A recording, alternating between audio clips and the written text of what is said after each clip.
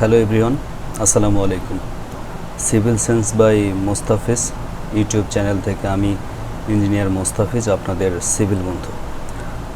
আজ আমি এমন একটা টপিক নিয়ে আপনাদের সামনে হাজির হয়েছি যেটা না বুঝে অনেকে বাসার বা বাড়ির প্ল্যান পাশ করিয়ে ফেলেন আর পরে আফসোস করেন।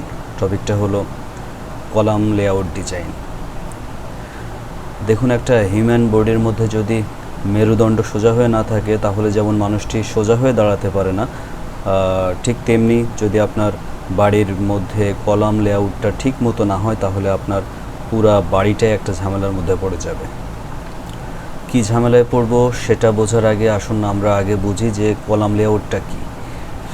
কলাম লেআউট মানে হলো একটা ঘরের মধ্যে কলামগুলা কোথায় কোথায় বসবে সেটার একটা ডিজাইন বা ম্যাপ।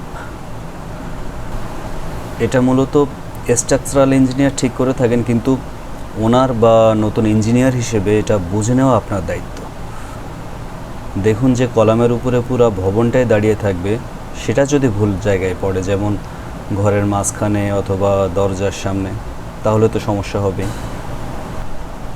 একটা ঘটনা বলি শুনুন। আমার পার্শ্ববর্তী এলাকায় আমি একটা ডিজাইন দেখতে গিয়েছি। সেদিন ওনার লেআউট দেওয়ার কথা ছিল, তো আমি যাওয়ার পরে দেখলাম ডিজাইনটা অনেক সুন্দর হয়েছে, কিন্তু সমস্যাটা হচ্ছে যে ওনার যে লিভিং রুম তার মাঝখানে একটা কলাম। আমি বললাম যে ভাই, এই কলামটা যদি আপনি সরাইতে পারতেন বা এটা যদি ওয়ালের সাইডে দিতে পারতেন তাহলে আপনার সোফাটাও ভালোভাবে বসতো এবং আপনার পুরা লিভিং রুমটা দেখতেও সুন্দর লাগতো।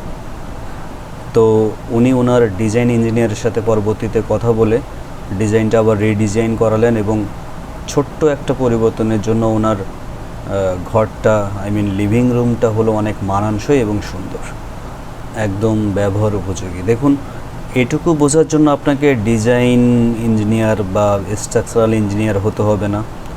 আপনার একটু ইচ্ছা থাকলেই, সামান্য জ্ঞান থাকলেই হবে। আপনাকে শুধু প্রশ্ন করতে জানতে হবে। এখন আসুন কিছু টিপস আপনাদেরকে দিই। কলাম ডিজাইন করার সময় অথবা ইঞ্জিনিয়ার যখন কলাম লেআউট প্ল্যান আপনার হাতে দিবে তখন আপনি কোন কোন বিষয়গুলোর দিকে নজর রাখবেন। ফার্স্ট হচ্ছে কলাম যেন ঘরের দেয়ালের কাছাকাছি থাকে, ঘরের মাঝখানে যেন না পড়ে। সেকেন্ড হচ্ছে লিফট বা স্টেয়ারকেসের সামনে যেন কলাম না পড়ে।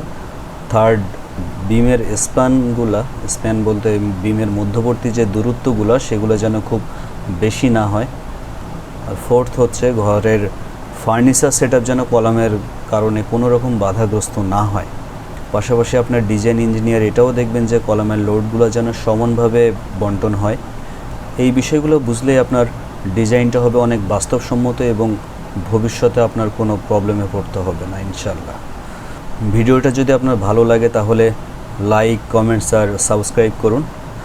সাবস্ক্রাইব করে অবশ্যই বেল বাটনে ক্লিক করবেন যেন আমার পরবর্তী ভিডিওর আপডেট আপনার কাছে পৌঁছে যায়।